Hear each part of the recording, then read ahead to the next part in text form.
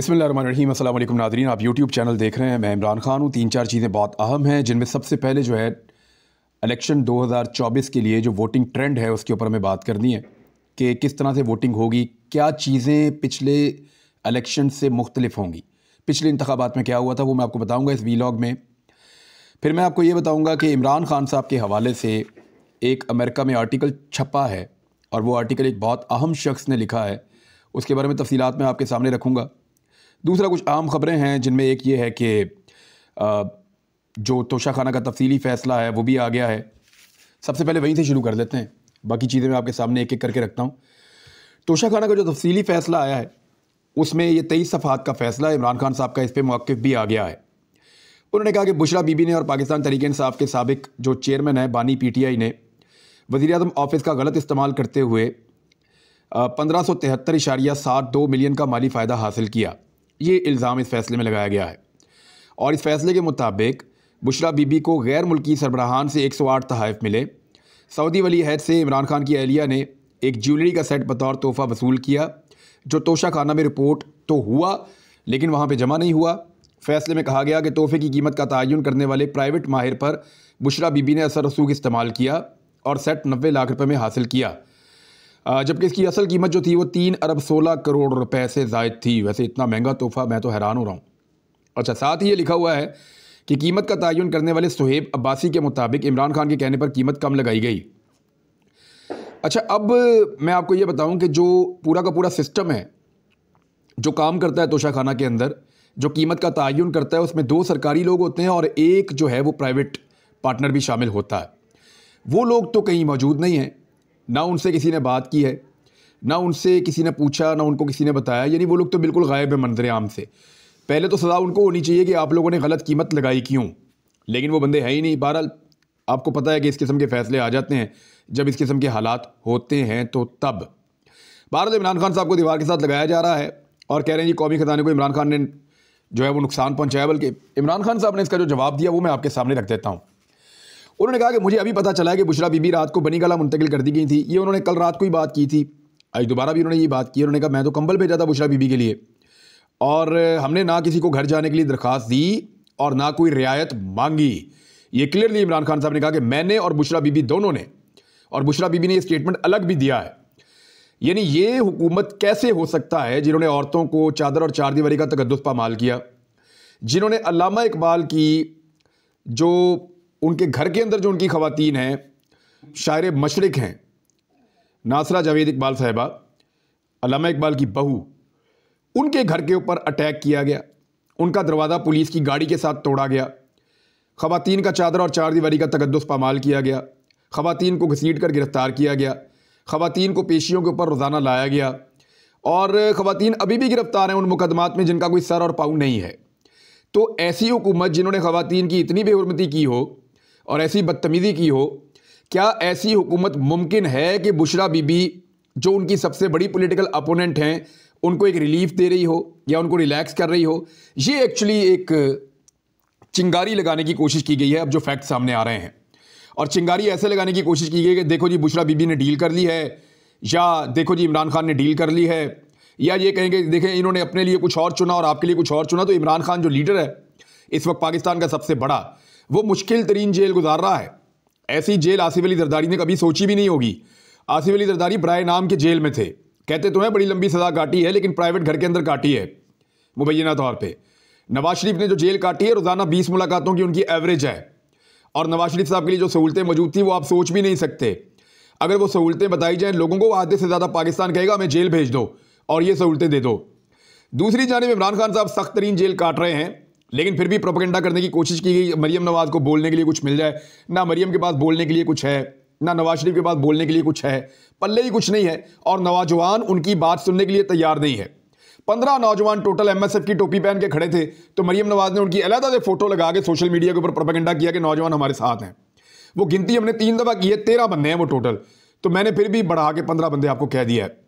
वो मामला बड़ा सादा है कि नौजवान इनकी तरफ राग़िब नहीं हो रहे, बल्कि नौजवान इनके सामने आकर डट कर खड़े हो गए हैं कि ये मरूसी सियासी जमातें जिन्होंने पाकिस्तान के ऊपर अपना हक समझ लिया है, और पाकिस्तान से लूट कर पैसा बाहर ले जाते हैं। पूरी दुनिया में इन्होंने जायदादें बनाई हुई हैं। इन लोगों को हम वोट नहीं डालेंगे, ये नौजवानों का फैसला दिखाई दे रहा है और इस वजह से ये लोग खासे परेशान हैं। अब इनको कोई ना कोई बयानिया चाहिए होता है तो इनको एक बयानिया प्रोवाइड किया गया, लेकिन काम नहीं किया इस बयानिए ने। और इस बयानिए के मुंह पे सबसे बड़ी चपेट उस वक्त लगेगी जब पाकिस्तान तहरीक इंसाफ की क़यादत इमरान खान या बुशरा बीबी खुद लिख कर दे देंगे जनाब आप जेल में मुंतकिल करें मुझे, ये क्या आपने ड्रामा किया हुआ है। तो इससे और ज़्यादा भी इनका बयानिया जो है वो बढ़ जाएगा। लेकिन उसके लिए ज़रूरी है कि एक लेटर भी जारी किया जाए, हो सकता है किया जाए। इमरान खान साहब ने कहा कि मुझसे राब्ते के लिए बुशरा बीबी से बात की गई, उसने कहा जेल जाकर खुद ही बात कर लें। बुशरा बीबी ने भी कहा कि इमरान खान से कोई डील करने के लिए या राब्ता करने के लिए बुशरा बीबी ने कहा मुझे टच किया गया था और मुझे जो बातें की गई मुझे मुनासिब नहीं लगी, तो मैंने कहा जाके इमरान खान साहब जेल में आप खुद बात कर लें। तो अब इमरान खान साहब ने भी उस बात की तस्दीक की है। उन्होंने कहा मुझसे कोई बात नहीं करता, ये सब 3 साल की कुर्सी की बात है, ये सब म्यूजिकल चेयर चल रही है, डॉक्टर यास्मीन राशिद बेकसूर हैं। उन्होंने कहा बुशरा बीबी का इन मुकदमा से कोई लेना देना नहीं है, वो गिरफ्तारी देने खुद जेल आई थी।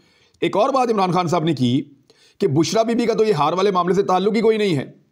उन्होंने कहा ये हार तोशा खाना का था ही नहीं, सऊदी सफीर ने मेरे घर खुद पहुंचाया था, मैंने खुद ये हार तोशा खाना में जमा करवाया था और उसके बाद कानून के मुताबिक जो है वो अगला प्रोसीजर हुआ था। ये इमरान खान साहब का कहना है, लेकिन फिर सजा दे दी गई इमरान खान साहब को। इस मामले में भी चीज़ें आपके सामने हैं।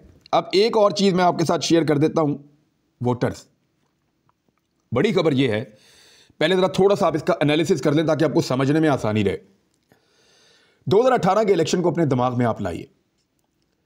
उस वक्त पाकिस्तान तहरीक इंसाफ को एस्टेब्लिशमेंट की सपोर्ट हासिल थी। 2008 में पाकिस्तान पीपल्स पार्टी को एस्टेब्लिशमेंट की सपोर्ट कुछ हद तक हासिल थी और मुस्लिम लीग काफ को एस्टेब्लिशमेंट की सपोर्ट हासिल थी 2008 में। 2013 में सबको नज़र आ गया कि नवाज शरीफ ट्रेंड में है, तो एस्टेब्लिशमेंट की सपोर्ट नवाज शरीफ के साथ चली गई और नवाज शरीफ साहब के लिए 35 पंक्चर का भी एक इल्ज़ाम लगा और कुछ धांधली का इमरान खान साहब भी कहते रहे।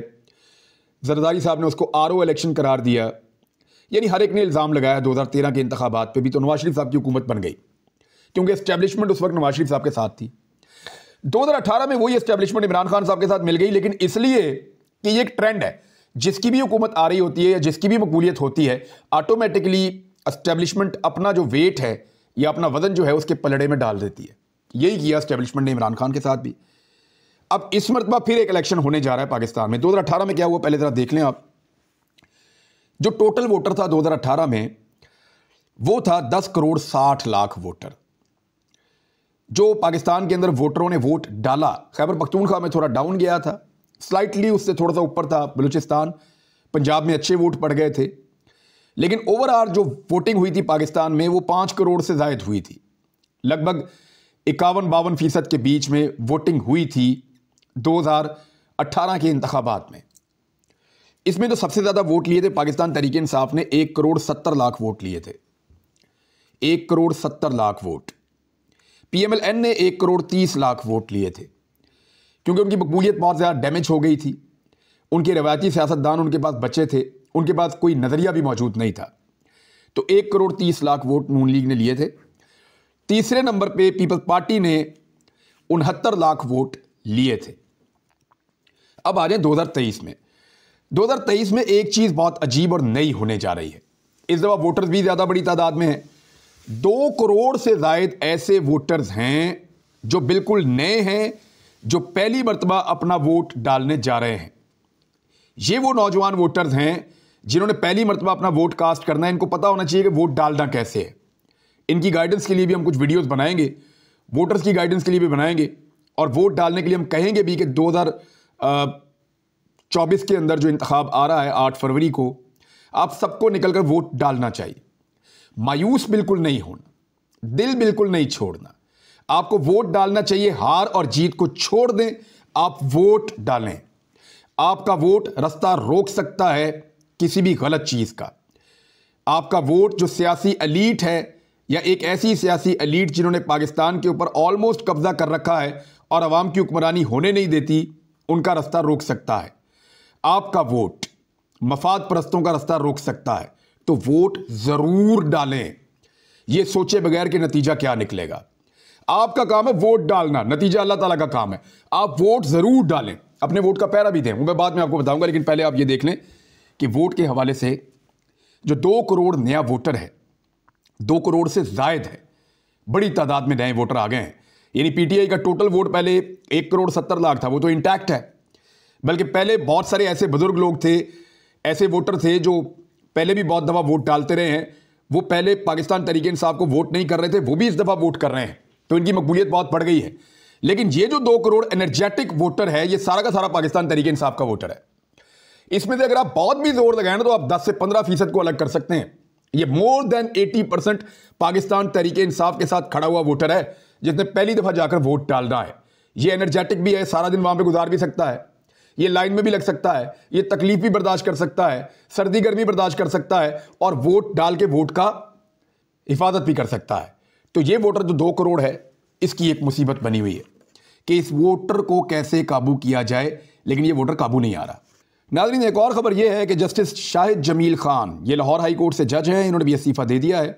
और इस मौके पर इस्तीफ़ा दिया जब 2 जजेस पहले ही सुप्रीम कोर्ट से इस्तीफ़ा दे चुके हैं, और ऐसा लगता है कि जुडिशरी दबाव से निकलना चाहती है, और कुछ दबाव उनके ऊपर है, या वो इस माहौल में काम करने के हक़ में नहीं हैं। ये चीज़ें पहले नहीं हो रही थी पाकिस्तान में इस तरीके से, लेकिन अब होती हुई हम देख रहे हैं। इन्होंने अल्लामा इकबाल के कुछ अशार भी लिखे आखिर में, और वो अशार जो हैं वो उनसे बज़ाहिर तो ऐसा दिखाई दे रहा है कि इन हालात के अंदर उनके लिए शायद काम करना मुश्किल था, तो उन्होंने इस्तीफ़ा दे दिया। आखिरी शेर है, उसमें वो कहते हैं, इकबाल यहाँ नाम न ले इल्म खुदी का, मौजू नहीं मकतब के लिए ऐसे मकालात। अब खुदी का दर्स जो है अल्लामा इकबाल ने दिया था, और खुदी जो है वो खुददारी है, खुदी जो है वो अपने ऊपर एतमाद है। खुदी का एक तो बहुत बड़ा कॉन्सेप्ट है, उसकी डेफिनेशन में अगर जाएँ तो किताबें लिखी जा सकती हैं। तो जिस खुदी की बात इकबाल कर रहे थे, जज साहब को लगा कि यहाँ वो खुदी जो है उनकी मुतासिर हो रही है। बहरहाल उन्होंने इन अशार के साथ इस्तीफ़ा दे दिया अपनी सीट से। ये पाकिस्तान की जुडिशरी के लिए अच्छी खबर नहीं है, लेकिन पाकिस्तान के लिए एक अच्छी खबर है, पाकिस्तान बदल रहा है, कम से कम ये तो हो रहा है। अब आ रहे हैं उस खबर की तरफ जिसका मैंने शुरू में तज़किरा किया था। पहले मैं आपको इस आदमी से तारुफ करवा दूँ, ये आदमी है कौन। ये कोलंबिया यूनिवर्सिटी के एक सेंटर है सस्टेनेबल डेवलपमेंट, उसके डायरेक्टर हैं। नाम है इनका जेफरी डी सैक्स, और ये बहुत तगड़ा आदमी है, क्योंकि ये अक़वाम मुत्तहिदा के 3 सेक्रेटरी जनरल ऐसे रहे हैं जिनका ये मुशीर रहा है, और बहुत पढ़ा लिखा आदमी है। बहुत सारी किताबें इसने लिखी हैं, और बड़ी मशहूर किताबें लिखी हैं, और अमेरिका के अंदर एक बहुत बड़ा नाम है। लोग इनका इंटरव्यू करते हैं तमाम टीवी चैनल्स में। अमेरिका के जो बड़े बड़े टीवी चैनल्स हैं, तमाम लोग इनके इंटरव्यूज़ करते हैं, सब इन्हें जानते हैं। इनकी लिखी हुई किताबें बहुत मशहूर हुई हैं। ख़ास तौर पे इनकी एक किताब है द प्राइस ऑफ सिविलाइजेशन, फिर इनकी किताब है अ न्यू फॉरेन पॉलिसी, फिर द एंड ऑफ पॉवर्टी, और बहुत सारी किताबें हैं। अच्छा, ये एक और भी है the age of sustainable development. इस वक्त भी ये आदमी अक़वाम मुत्तहिदा में एक बहुत बड़े ओहदे के ऊपर है, और उसे कहते हैं सस्टेनेबल डेवलपमेंट गोल्स एडवोकेट। ये इनका ओहदा इस वक्त अक़वाम मुत्तहिदा में, और ये अभी जो सेक्रेटरी जनरल है अक़वाम मुत्तहिदा के, उनके साथ भी काम कर रहे हैं। 3 पहले भी सेक्रेटरी जनरल जो हैं उनके ये मुशीर रह चुके हैं। इन्होंने एक आर्टिकल लिखा है जिसने थरथली मचा दी है, और उस आर्टिकल के अंदर इन्होंने अमेरिका की पाकिस्तान के अंदर जो मुदाखलत है उसको खुलकर लिख दिया है। कह रहे हैं कि जो मेन चीज़ है वो मैं आपके सामने रख देता हूँ। उन्होंने कहा अमेरिकी ख़ारजा पॉलिसी का एक बुनियादी आला है, एक हथियार है कि वो खुफिया तरीके से हुकूमतों को तब्दील कर देते हैं, और अमेरिका ने बहुत सारी ऐसी कार्रवाइयाँ माजी में की हैं। फिर उन्होंने कहा 2022 में पाकिस्तान के वज़ीर-ए-आज़म इमरान खान को इक़्तिदार से हटा दिया गया, इसमें भी उन्होंने कहा कि अमेरिका शामिल है। उसके बाद अब उसी इमरान खान के ऊपर करप्शन, और उसी इमरान खान के ऊपर सीक्रेट एक्ट के इल्ज़ामात के तहत 10 साल की सज़ा सुना दी गई है, और एक 14 साल की सज़ा भी है। फिर उन्होंने कहा कि 8 फरवरी को होने वाले जो इंतखाबात हैं, ये जो कुछ भी किया जा रहा है, ये सियासी तौर पे उन इंतखाबात से एक मकबूल तरीन सियासतदान को दोबारा इक़्तिदार में आने से रोकने की कोशिश है। ये बड़ा क्लियरली उन्होंने लिखा। उसके बाद उन्होंने कहा कि जो कार्रवाइयाँ हो रही हैं वो खुफिया कार्रवाइयाँ हैं, और अमरीकी हुकूमत की तरफ से जो है वो इनकार तो वो करते हैं, लेकिन एक्चुअली वो हिस्सा है। लेकिन वो ये कहते हैं कि अक्सर चीज़ें लीक होती हैं, और अक्सर जब हक़ाइक़ सामने आते हैं तो फिर पता चल जाता है कि अमेरिका ने क्या किया था, और ये होता रहता है, और आइंदा ये भी होगा कि पता चलेगा कि अमेरिका ने पाकिस्तान में क्या किया था। अच्छा, इसके बाद उन्होंने कहा कि अमरीकी हुकूमत जो है वो जो भी शवाहिद हैं उनकी सदाकत को मुस्तरद करती है, यानी वो साइफर वगैरह जिसकी बात इमरान खान साहब कहते हैं, तो अमरीकी हुकूमत उसको मुस्तरद करती रहती है, क्योंकि सरकारी बयानिए से मुतसादम है वो सारे के सारे जो सबूत हैं जो अमेरिका के हैं। और इसके साथ साथ उन्होंने कहा कि वो अभी किसी चीज़ में फंसना नहीं चाहते अमेरिकन, लेकिन वो ये राइटर बार बार ये कह रहा है कि अमेरिका शामिल था इमरान खान की हुकूमत को गिराने में पाकिस्तान में, और इस वक्त पाकिस्तान में इमरान खान के साथ जो भी हो रहा है उसके ऊपर अमेरिका की खामोशी बहुत मानी खेज है। और अमेरिका इनकार तो लगातार करता चला जा रहा है, लेकिन ये राइटर बिलीव करते हैं कि अमेरिका इस सारे के अंदर शामिल है। इसके बाद इन्होंने मिसालें दी कि 1947 से 1999 तक अमेरिका ने जो 64 मुख्तलिफ कार्रवाइयाँ की हुकूमतें गिराने की, वो क्या थी, किस तरीके से थी, कहाँ कहाँ पे कार्रवाइयाँ की, उसमें CIA क्या करती है, उनके जो ऑपरेशंस हैं उनके नाम लिए, साथ साथ बताया कि इस तरह से ऑपरेशन उनके किए जाते हैं जिन ऑपरेशन की बुनियाद के ऊपर हुकूमतें गिर जाती हैं। फिर उन्होंने कहा इमरान खान की हुकूमत जिस तरह से गिरी है, पाकिस्तान में करिश्माती, बासलाहियत और बेहद मकबूल रहनुमा है इमरान खान, जो अपनी आलमी सतह पर क्रिकेट में महारत और अवाम के साथ अपने मुश्तरका राब्ते के लिए बहुत मशहूर हैं। उनकी मकबूलियत, आज़ादी और बेपनाह सलाहियतों ने उन्हें अमेरिका का एक अहम हदफ बना दिया है। वजह वो ये बताते हैं कि अमेरिका का ये मानना है और अमेरिका की ये पॉलिसी है कि या तो आप हमारे दोस्त हैं या दुश्मन हैं। वो न्यूट्रलिटी को बिल्कुल पसंद नहीं करते। वो ये नहीं कहते कि रियासतों के दरमियान में आप न्यूट्रल हो जाएं। अब वो ये लिखता है कि इमरान खान चीन के साथ और रूस के साथ ताल्लुकात को बढ़ाना चाहते थे, और इसकी कीमत पर अमेरिका की साथ जो ताल्लुकात हैं उसकी कीमत पर ये ताल्लुकात ख़राब नहीं करना चाहते थे। वो ये चाहते थे कि अमेरिका के साथ अच्छे ताल्लुकात हों, लेकिन रशिया और चाइना के साथ भी वो सेम टाइम में बहुत अच्छे ताल्लुकात रखना चाहते थे। यूक्रेन के मामले के ऊपर भी एक इशू उठा था, उस पर भी इन्होंने यहाँ पे लिखा है कि इमरान खान का ये जो मौक़िफ़ था ये अमेरिका के लिए नाकाबिल कबूल है। अमेरिका कहता है या तो आप हमारे दोस्त हैं या आप हमारे दुश्मन हैं, या आप हमारे साथ खड़े हो जाएं या आप हमारे खिलाफ खड़े हो जाएंगे, हम आपको समझ लेंगे आप हमारे खिलाफ हैं। दूसरा कोई रास्ता वो छोड़ता नहीं है। ये इस राइटर का लिखना है। इसने बहुत सारे हुक्मरानों की मिसालें यहाँ पे लिखी हैं कि कौन कौन से हुक्मरान हैं जिन्होंने इस तरह की पॉलिसी अपनाई और इमरान खान साहब की तरह उनकी हुकूमतें गिरा दी गईं। खास तौर पर उन्होंने कहा कि इमरान खान यूक्रेन जंग पर अमेरिका और या रूस से ताल्लुकात तोड़ना नहीं चाहते थे, कि वो यूक्रेन के साथ खड़े होकर रूस के साथ ताल्लुकात ख़राब कर लें या रूस के साथ खड़े होकर अमेरिका के साथ ताल्लुकात ख़राब कर लें। तो इमरान खान ने अपनी एक न्यूट्रल रहने की पॉलिसी बनाई जिसको अमेरिका ने पसंद नहीं किया। फिर उन्होंने बताया कैसे यूरोपीय यूनियन के सफ़ीरों ने 22 सफ़ीरों ने इमरान खान साहब की हुकूमत के ऊपर दबाव डाला यूक्रेन के मामले में, और इमरान खान साहब ने कैसे उसका इनकार किया। और इमरान खान साहब ने कहा कि यूरोपीय यूनियन के सफ़ीरों ने हमें एक ख़त लिखा जिसमें हमसे कहा गया कि हम रूस की मजम्मत करें और वोट दें। आप हमारे बारे में क्या सोचते हैं? क्या हम आपके ग़ुलाम हैं कि जो आप कहेंगे हम करेंगे? ये चीज़ें अब लिख रहा है कि अमेरिकन राइटर, और उसने बड़ी तफसील के साथ सारा का सारा इल्ज़ाम अमेरिका के ऊपर धर दिया है। साइफर के मामले में उसने डोनाल्ड लू को और अमेरिका को कसूरवार ठहराया है, और ये कहा कि इस केबल में ये बताया गया है कि किस तरह असिस्टेंट सेक्रेटरी लू ने वज़ीर आज़म इमरान खान को उनके गैर जानिबदाराना मौक़िफ़ पर तनकीद का निशाना बनाया। और लू का हवाला देते हुए कहा गया कि यहाँ और यूरोप के लोग इस बात पर काफ़ी फिक्रमंद हैं कि पाकिस्तान यूक्रेन पर इस कदर जारहाना तौर पर गैर जानिबदाराना मौक़िफ़ क्यों इख्तियार कर रहा है। ये इमरान खान साहब का मौक़िफ़ था, उनके बाद भी तकरीबन ऐसे ही कंटिन्यू रहा, क्योंकि इमरान खान साहब कोई रास्ता छोड़ नहीं गए थे। बहरहाल ये एक आर्टिकल है, इसको आप पढ़ना चाहें तो आप इसको पढ़ सकते हैं। आप जेफरी डी सेक्स का नाम लिखकर पाकिस्तान लिखें सिर्फ, या इमरान खान लिखें, ये आर्टिकल आपके पास गूगल हो जाएगा। आप इसको निकालें और पढ़ें। 1 फरवरी 2024 को ये आर्टिकल छपा है, उस मौका पर जब पाकिस्तान में इंतखाबात में एक हफ़्ता रह गया है। बहरहाल अमेरिका तो डिनाई करता है इन सारी चीज़ों से जो इस आर्टिकल में लिखा गया है, लेकिन आखिर में एक बड़ी इंपॉर्टेंट चीज़ उन्होंने लिखी। उन्होंने लिखा कि अमेरिका ने ये काम करके, ये रास्ता अपनाकर 240 मिलियन अफराद पर मुश्तमिल जोहरी हथियारों से लेस एक एटमी मुल्क को शदीद तौर पर गैर मुस्तहकम कर दिया है। और आखिरी जुमला बहुत इंपॉर्टेंट है, उसके बाद मैं वीलॉग ख़त्म करूँगा। उन्होंने कहा कि सिर्फ इमरान खान की जेल से रिहाई और आइंदा इलेक्शन में उनकी शिरकत ही पाकिस्तान में इस्तेहकाम को बहाल कर सकती है। अब तक के लिए इतने, अपना ख्याल रखिएगा, अपने इस चैनल का भी। अल्लाह हाफ़िज़।